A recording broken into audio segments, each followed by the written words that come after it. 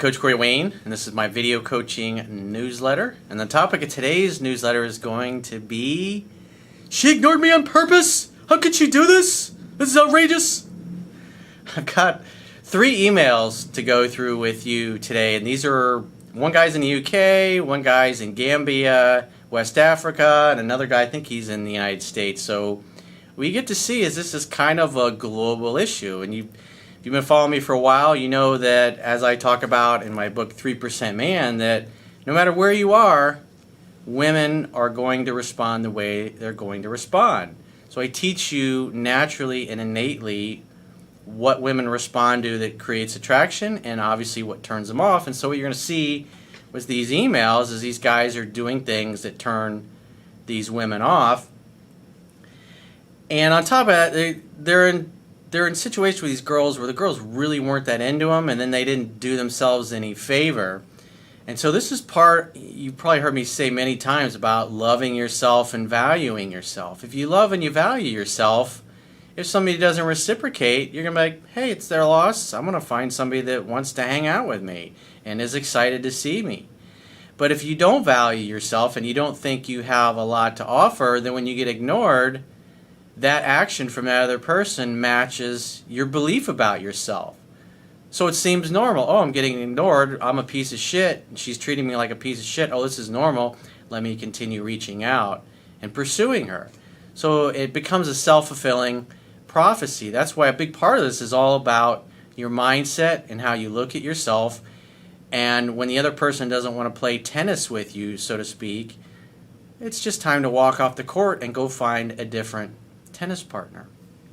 So with that said, I got a short quote that I'm going to read, and then we're going to go into the first guy's email and see where he's going wrong. And the quote says, people who actually care about you will make the effort to make you feel loved, wanted, and valued. People who don't will display flaky and inconsistent behavior and take you for granted.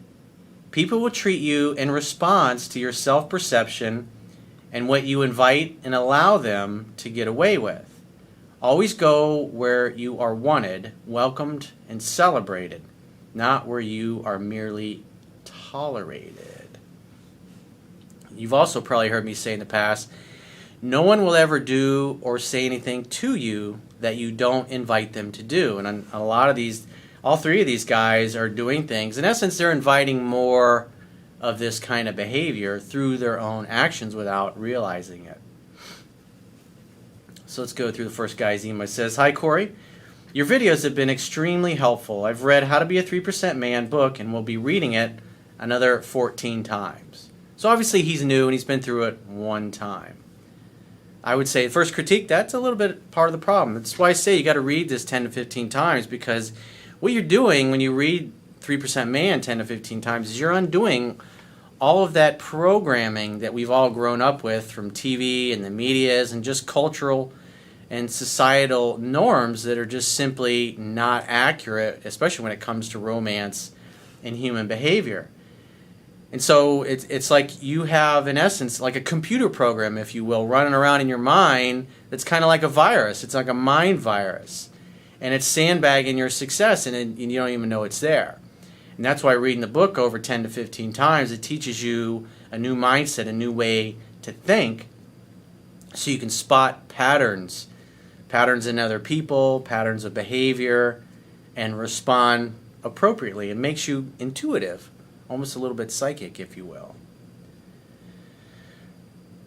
He says, so I've been dating this girl for 5 months. We met at university in the UK, where I am from October, and spoke for a while. It was ever since that first meeting, she would come to my class after lessons and sit with me, talking to me until I went home. I found this bizarre because this is the first time a girl has ever shown this much interest in me. So right off the bat, she really likes him. And as I talk about in 3% Man, if a woman likes you, she will help you. And this girl liked him, and she just went over and sat down next to him to see what would happen. Because obviously it's up to the man. Women will put themselves into your orbit, but it's up to the man to progress things from there to the first date, ultimately to the bedroom, And obviously, if you're looking to get married, living happily ever after on your wedding. She did this all the time until she had to leave during Christmas break to go back home to her country. She broke up with her ex in November because things weren't good between the two of them, and she told me that she thought I could give her what she needed. In other words, hey, I think you're going to be the replacement for my ex. He says, this sounded nice at the time, but now I'm not so sure. Well, that's the important thing. At the time. At that particular present moment in time, or in the past, if you will, she said exactly what she was feeling. Because at the time, her perception toward you was that you were doing obviously everything right. She was coming to you, she was pursuing you, she was putting herself into your orbit, and you were reciprocating, and you were smart enough to recognize that she was obviously into you. Things like this would happen to me when I was your age, and I had fucking no idea what was going on. I just thought, hey, she's friendly. And my friends would be going, come on, dude, she fucking likes you. What's wrong with her? Like, really? Are you sure? You think so? You think so? It could be perceived like I'm some kind of tool. I now know from reading 3% Man to stay away from the phone during the start of dating, but during the Christmas break, we would text back and forth and call once a week. So the idea is the more time you spend talking and texting and WhatsApping and Snapchatting and all these different messaging things, the less you're going to typically spend in person.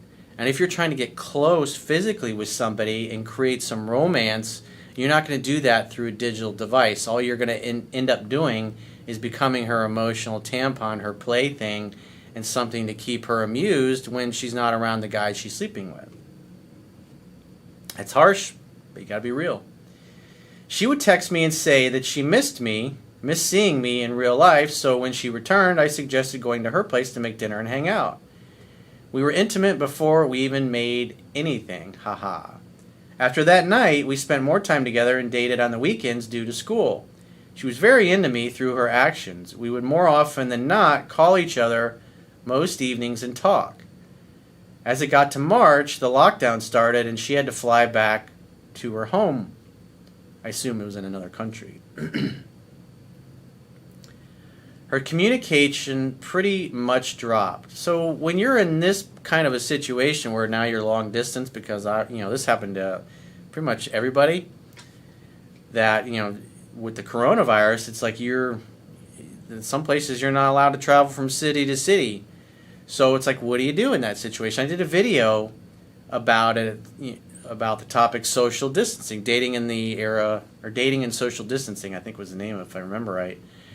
But the idea is you want to limit the chit-chat on the apps, and therefore you want to have a date on video, whether it's Skype video or FaceTime or one of the other video messaging services that you can use, where you can actually have a real date and sit down and talk to one another.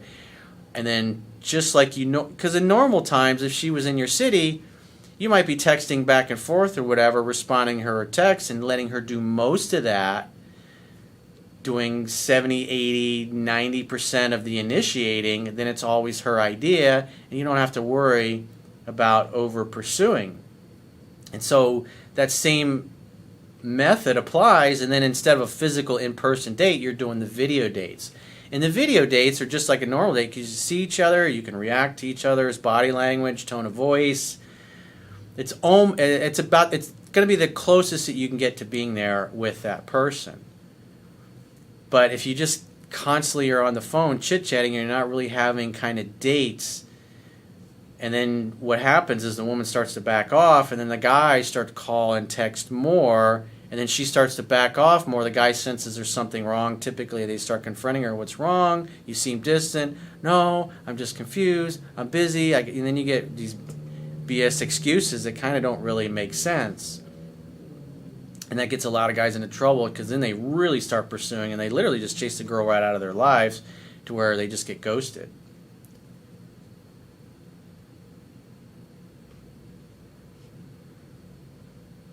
He says, I now know from reading 3% Man to stay away from the phone during the start of dating, but during the Christmas break we would text back and forth and call once a week. I'd say part of your problem is you were too much texting and chit-chatting. and you should put more emphasis on the weekly date. So in other words, she's got the weekly date to look forward to on video. She would text me and say that she missed seeing me in real life, so when she returned, I suggested going to hers, make dinner, hang out. Obviously, they hooked up that night. He says, after that night, we spent more time together and dated on the weekends due to school, and she was very much into me through her actions. We would more often than not call each other most evenings and talk, and as it got to March, actually I already read all this part. So she used to be very responsive, but now she would take hours to respond at a time. This may sound petty, so you can tell he's getting butthurt, but going from her responding from minutes during Christmas break, being back home, to now her taking hours to getting back to me gave me the feeling that something was off. Yeah, it means that her attraction is dropped. And that means that you're talking and texting and chit-chatting too much to where she's basically gotten bored with the conversation. And that's why it's so much more important to have a date to look forward to, like in this case, a digital date. Like, she wasn't as into me. We do texting during the night, which is nice, and she does miss me and looks forward to seeing me, but even so, things aren't what they used to be. That's where when you notice that, it's like you start backing off a little bit. You kind of want to match and mirror it because, again, he's only been through 3% Man once so far, so he doesn't really understand the basics, but what's going on is that her attraction's dropping. Like, it goes up and down because women are kind of like cats, and as she backs away, you got to let her be. And since you don't know the material that well, she backs away and you don't know what to do. You're thinking, there's something wrong, I got to fix it. Let me call her and text her and see why she's not as into me as she was, which makes you look weak and needy and insecure, and it'll make her back away even more. He says, I know I sound so fucking butthurt, but surely anyone is going to find it offensive when being ignored intentionally, which, as you say, is passive-aggressive behavior. You should take it as a sign that you're talking and texting too much. But again, you'd know that if you read the book 10 to 15 times. But you've been through it once, and now you're in panic mode and you're freaking out, and you're chasing away. He says, maybe it's because of the lockdown. I doubt it. Could you please give me some advice as what to do in my instance? Should I call her out for ignoring me on purpose, or just accept the fact that women are emotional creatures and sometimes they just aren't in the mood? I'd say the last sentence is pretty accurate there, dude. So what you're doing is you're getting all wrapped up in your self-perception that you're not good enough, and what is that causing you to do? Scared and worried and fearful. There's something wrong. I got to fix it. I got to confront her. And all you're really doing is confronting her with your insecurities. And women can recognize that because they've been bombarded by them since the time they first got interested in boys. So they're a little ahead of you guys as far as the game. So, if you're kind of being obnoxious and, sometimes they'll troll you. Sometimes she just doesn't want to deal with your BS, especially if you're going, what's going on? Why aren't you responding quickly? Just don't take it personally. Just say, you know what? We were obviously talking and texting too much. Scarcity creates value. So let me give her the gift of missing me. I will wait to hear from her. And when I do hear from her, I will treat her like I always do. I'll be excited to talk to her, and we'll progress things from there. You got to let her do most of the calling, texting, and pursuing. That's where you're going wrong. Your mindset's fucking things up, and it's screwing your actions up. And then that, in turn, is pushing her away. You have to let women come to you at their own pace, especially when you're long distance like this. So let's go to the second guy's email. He says, okay, coach, I met this chick on Tinder, and I've been trying to meet up with her in person, but she said she was scared to meet people from the internet. Come on, man. In other words, she's just not into you enough to want to meet you. So I figured I'm going to get to know her, comfort her, and talk to her, which I did, and we hit off. After about a week, she complained that I wasn't talking to her enough, so I talked to her some more. I don't want to over-pursue, so I kept a distance. Again, let her do 70, 80, 90% of the calling, texting, and pursuing. That means the contact initiation. That means all conversation threads are closed. You're not waiting to hear from her. She's not waiting to hear from you. And sometimes you'll get a day, 2, 3, 4, especially in the beginning, 2, 3, 4 days in between hearing from her. And when she says, "Oh, how come you're not talking to me?" It was like, well, "Let's get together for some coffee. Let's get together for a drink." That's when you make the effort to try to make a date. Because now you've been talking to her for a week. And especially with the dating apps, the more you text and chit-chat back and forth, the less likely you are, or in other words, the longer you do it, the less likely you are to actually meet in person. The goal is to get the number and eventually chit-chat on the phone, see if you like her, see if the conversation flows, if you even want to meet in person, and then make a date. If you got somebody that's skittish and hesitant, but they're doing everything right, but they won't meet you, women go on Tinder and the different dating apps just to validate that they have interest. Sometimes it helps them do things right with guys that they're really into that aren't responding to the way they want. So they go on the online dating apps just because they get a bunch of dudes throwing their dicks at them and it makes them feel good. And then they don't feel so bad if it doesn't work out with the guy that they really like. So you don't want to be one of those guys that become her little plaything to give her attention and validation while she's waiting to hear back from the guy she really likes. He says, after I put in more effort to talk to her, she started putting in less, which confuses me. I don't know why or what to do. I'm not constantly nagging her every minute of every day. I typically respond within an hour or 3 or 4 just because I feel like it's normal. Though she has not been replying for like 7 or 8 hours when she used to reply super fast. So again, that's where the matching and mirroring that I talk about in my book comes in, is that you want to make sure she's doing more of the initiation than you are. And if she backs off, you back off. And what happened was she backed off and you kept pursuing. He says, I don't know if there's another guy or she's testing me to see if she can control me to chase, but I'm being patient and sticking to my plan. Well, part of the problem is you're calling and texting too much, and then you're getting butthurt when she kind of disappears. He says, actually, she told me jokingly that she was talking to 2 other guys. It's probably like 5 or 6 other guys. And I told her I didn't care not to talk to me about them as I'm not a second option. She said she was kidding, and I'm not the only one. That's when you're going to have some kind of a playful comeback. It's like, yeah, but you like me better than those guys. Yeah, but I'm more handsome than those guys. So I'm confused as fuck in this one, Chief. Do you think she's waiting on me to ask her for a date? Come on, man. Come on, man. If you read the book 10 to 15 times, which you can read for free at understandingrelationships.com, all you gotta do is subscribe to the email newsletter. Gotta learn the fundamentals, dude. So you got her warmed up, because remember, so you took what she said, oh, I'm afraid to meet people from the internet, and you're just like, oh, I probably should never ask her to meet for a long time. You get her warmed up enough to where she's pursuing you and texting you, and several days or a week or so has gone by. Yeah, you go and you ask for the date. You don't keep talking and texting to the point where she's taking 7 to 8 hours to reply. So I'd say probably right now she's probably not going to be that excited if you're reaching out to her to make a date. That's why I would wait to hear from her, see how she is, and say, well, let's get together for a drink. And if she won't meet up or gives you some BS excuse, then just say, hey, get in touch with me when your schedule frees up and you want to get together. And then I wouldn't call her, text her again for any reason. And if she reaches out a day or 2 later, hey, what are you doing? Hey, did you check out your schedule? Are you ready to get together? Or can you get together? What's your schedule like?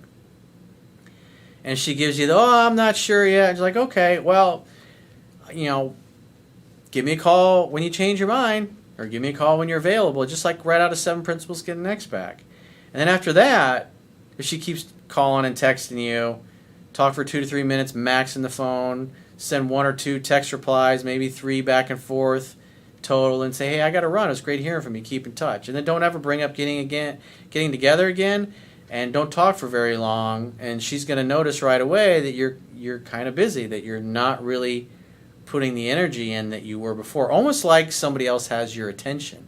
If you met another girl and this girl who won't meet you is still texting you, how are you going to treat her?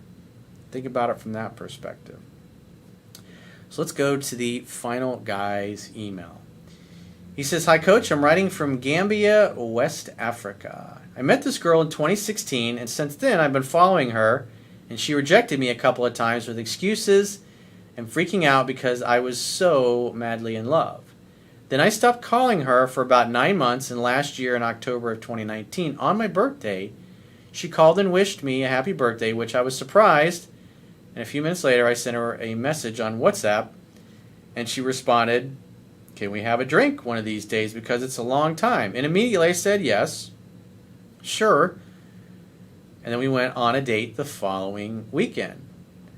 So it's like he eventually got to the point where he realized this is not going anywhere, and he just walked away. 9 months went by. That's the beauty. You just like never know when. Like sometimes you're going to hear from women years later. That's the power of not staying engaged with somebody that's either got a boyfriend, not that interested, or not replying. Just let it be. And if there is any kind of interest, when they become available and they haven't heard from you, you're going to probably pop in their mind and you'll be getting a message. But again, that assumes that there's interest. 2 days after our date, she accepted to be my girlfriend since things were so adorable and sweet between us. Yeah, dude, you don't go out on one date and then ask her to be your girlfriend.